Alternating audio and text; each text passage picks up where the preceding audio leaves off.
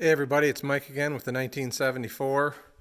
So spent a lot of time today with the drive, the accessory drive on the front of the engine, getting everything lined up. I struggled with the power steering pump to get it in relatively the right location. You know, I'm pretty sure this is not the stock alternator that's on here. Somebody put a bigger alternator on.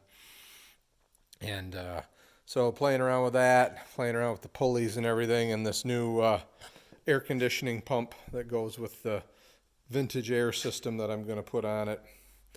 So I guess what you're all probably interested in knowing is, how did my leak check go? So I put the leak checker on, and it held pressure pretty well, but then it would drop just a little bit after 5 minutes, and I'm like, son of a gun. So I went around with the soap and I hit all those ports, and what do you know, but every one of them, I mean, the water neck, all four corners of the intake manifold, and some bubbles on top of the water neck there as well, and or the water pump, I should say, right in here as well.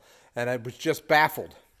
I'm like, man, there's just, the first time like I said, I blamed it on the RTV that I used, and I shouldn't say the RTV, on the aircraft gasket sealer that I bought. And so I cleaned that all off, and I used RTV like I have always in the past on water pumps and water necks and everything else, and I let it, I put it on, clamped it down with a light torque, let it sit for an hour, which is what they said to do, and then did the final torque in the correct sequence.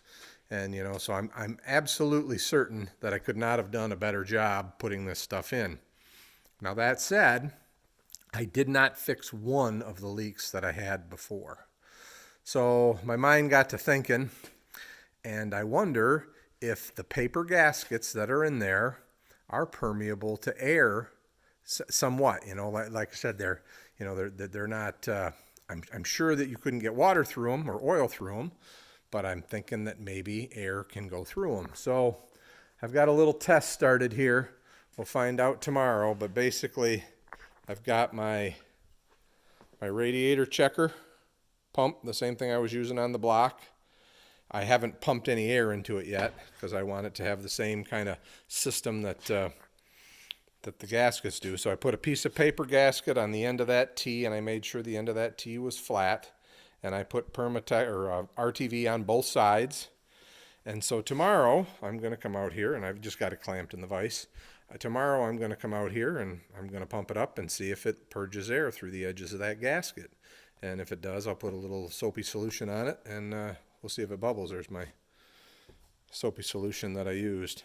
So that's kind of what I'm thinking. Like I said, I've never had a problem like this, but this is the first time that I've attempted to leak check an engine before I put it in. And I know there was a couple of you that commented that, you did everything right, it's fine, put it in. So I think that's probably what's going to happen, but this is just a little test to give me a peace of mind.